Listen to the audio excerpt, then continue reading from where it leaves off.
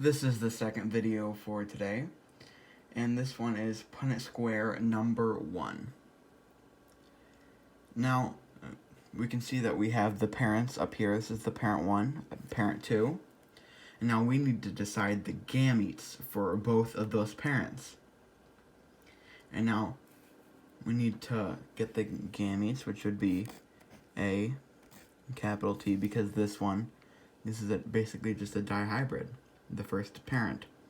So we are going to have another one, which is A and then a lowercase t, lowercase a, capital T, and then lowercase a, and then a t. Now again, we want to make sure that we have everything in alphabetical order, just like always. And now we're going to move on to parent 2, which is a little bit easier because it's not a dihybrid. We're just going to have a lowercase a, and then a t, capital T, and then a lowercase a, and then a lowercase t. Now that we have our gametes for both parents, we can move on to our Punnett square. Now, we are going to have a particularly big Punnett square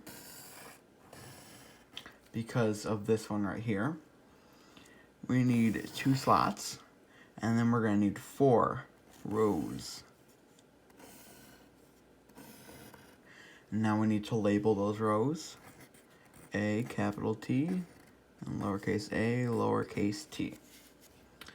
And then we need a capital A with a capital T, then a capital A with a lowercase t, and then a lowercase a with a capital T, and then a lowercase a with a lowercase t. Now what we want to do is we want to fill in our Punnett square. So as you can see here, we have the capital A and the lowercase a, and that will combine to make us a hybrid, which will just be capital A and a lowercase a in one box. And the second one, we can see here that both of the t's are capital, so we are going to put both t's as capital.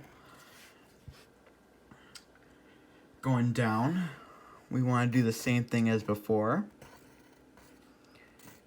but this time we have the lowercase t in there instead of the capital one. And then this time we're going to have 2 recessive a's, and then 2 dominant. And then we're going to have the same thing as before with the a's, and then a capital T, and then a lowercase t. On to the second row. You're going to have a capital A and a lowercase a, and then a capital T, lowercase t, capital A, lowercase t, and another lowercase t. Moving down, 2 lowercase a's with a capital T and a lowercase t, and 2 a's again, lowercase, with 2 recessive t's now. Now that we've gotten our Punnett square all filled out, we can answer these questions that we have down below. And the first one is, what fraction of the offspring will be in capital A, lowercase a, and then 2 capital T's? And as we look up in our Punnett square, I can see 1, and it is right up there.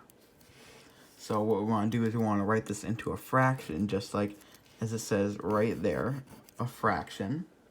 So it's going to be 1 out of 8, because there are 8 boxes up there, and there's only 1 that I could see in there.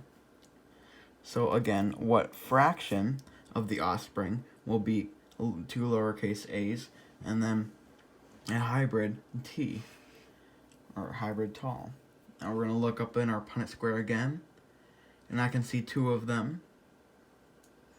One is right there, and the other is right there. So this time we can write 2 out of 8, making sure it's a fraction. Number 3, what fraction of the offspring will be axial and tall? Now axial